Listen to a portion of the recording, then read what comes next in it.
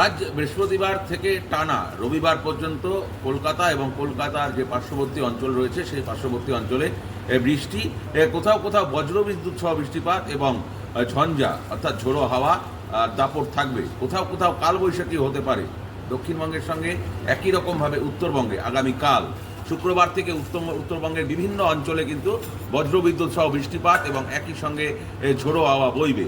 যদিও দক্ষিণবঙ্গের বেশ কিছু জায়গায় কালবৈশাখীর সম্ভাবনা রয়েছে, বাঁকুড়া পুরুলিয়া সহ বেশ কিছু জেলায় কালবৈশাখীর সম্ভাবনা রয়েছে এবং বাকি যে জেলাগুলো রয়েছে সেই জেলাগুলোতে কিন্তু ঝোড়ো হাওয়া বইবে। বিকেলের দিকে ঝড় হতে পারে এমনটাই মনে করছেন এবং টানা বৃহস্পতি শুক্র শনি রবি অর্থাৎ এই সপ্তাহান্তে বৃষ্টিপাতের সম্ভাবনা রয়েছে। বেলা গড়ার সঙ্গে সঙ্গে কিন্তু বৃষ্টিপাত হবে এবং সারা দিন মেঘলা আকাশ থাকবে।